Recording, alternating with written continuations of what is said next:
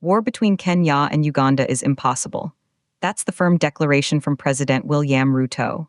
But his counterpart, President Yoweri Museveni, remains conspicuously silent on the rising tensions. This isn't just diplomatic posturing. This is a critical moment for East African stability.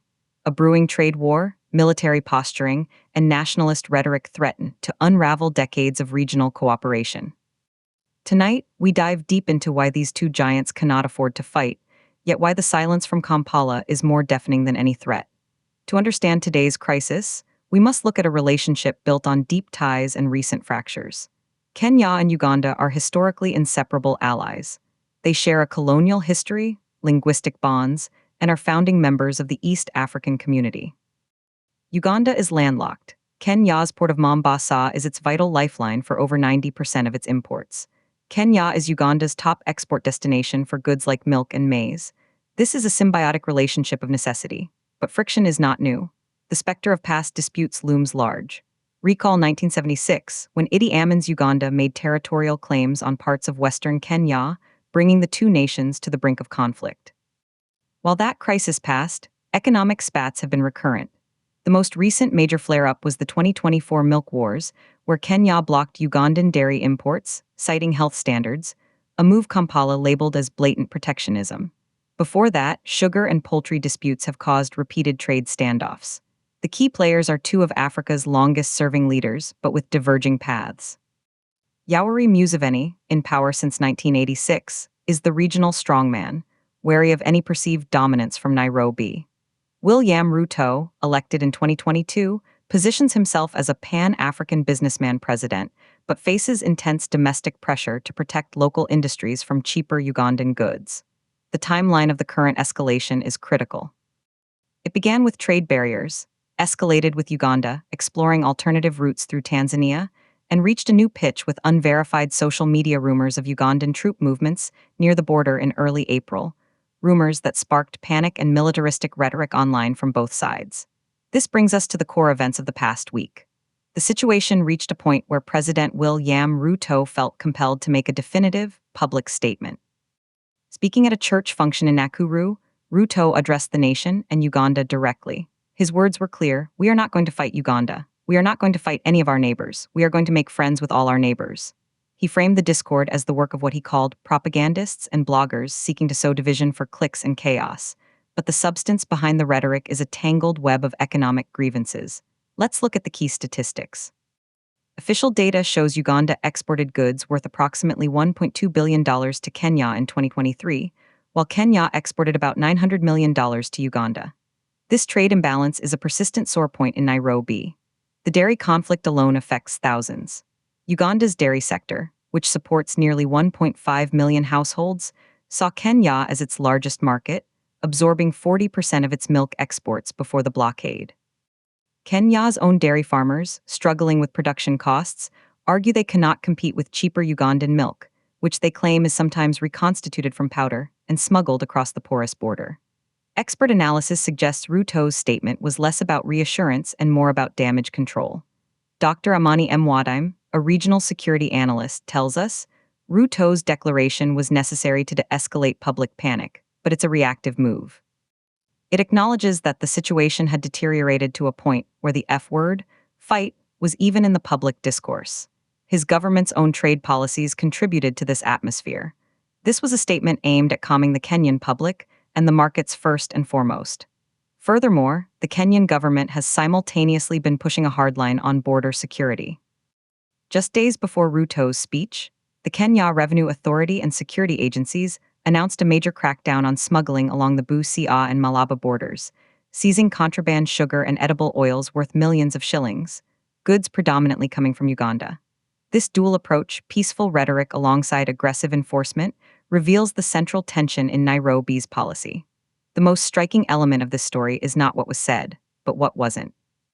President Yoweri Museveni's silence. As of this reporting, the Ugandan head of state has made no public comment addressing Ruto's "we won't fight" statement or the underlying trade tensions. This omission is being interpreted in multiple ways. From Kampala's perspective, the silence could be strategic. Opposition MP and foreign affairs commentator Hun Gilbert Alanya argues, Museveni does not see himself as being on an equal footing in this dispute. To respond directly to Ruto's statement would be to legitimize a narrative of conflict that he likely believes is beneath him. His actions, diversifying trade routes through Tanzania, speak louder. The launch of the East African crude oil pipeline and increased use of the Central Corridor via Dar es Salaam are clear signals that Uganda is building economic independence from Kenya. International reactions are muted but concerned.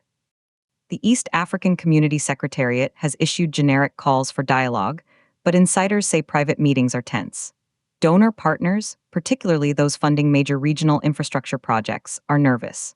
A protracted Cold War between the bloc's two largest economies could cripple the implementation of the African Continental Free Trade Area in this region. Deeper analysis reveals this is more than a trade quarrel. It's a clash of visions.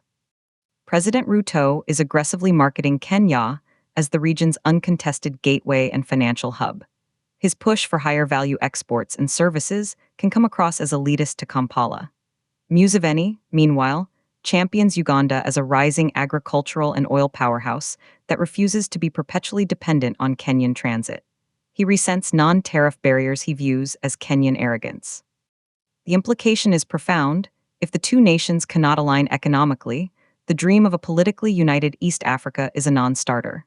The Common Market Protocol is being tested like never before, with free movement of goods now heavily compromised by protectionist sentiments on both sides.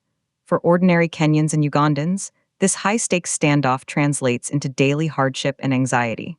Let's break down the impact. For the Kenyan farmer in Trans Nzoia, the blockade on Ugandan milk means a slight increase in the farm gate price for their milk, perhaps by 5–10 shillings per liter. But for the Kenyan consumer in Nairobi's estates, it means the price of a 500 ml packet of milk has jumped from 55 shillings to 65 shillings or more, straining already tight household budgets. For the Ugandan dairy farmer in Mbarara, it's catastrophic. They are forced to dump thousands of liters of milk as their primary market slams shut. Their livelihoods are evaporating overnight.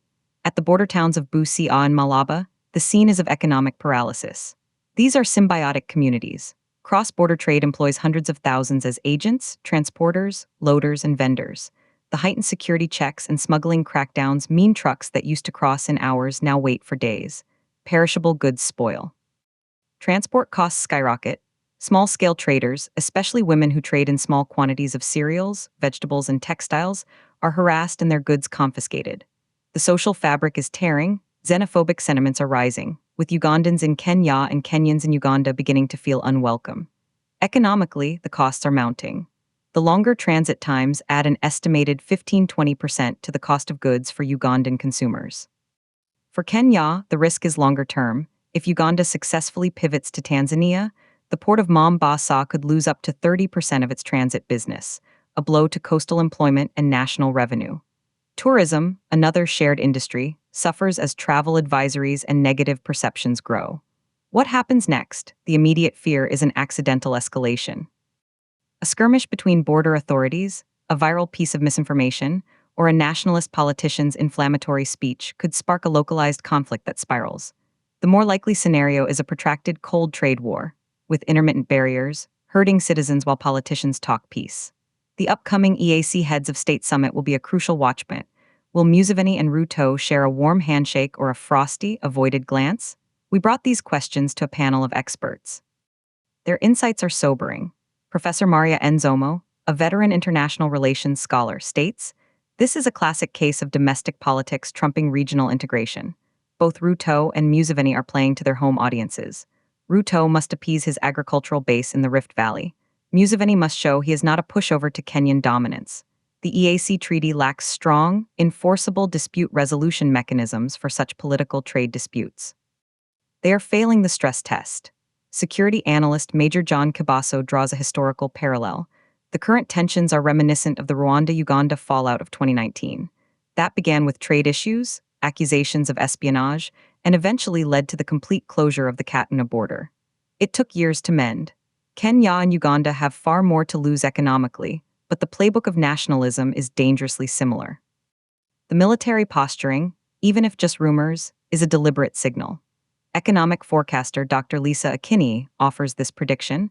Our models suggest if the trade barriers persist for another 6 months, we could see a 2% contraction in cross-border trade volume.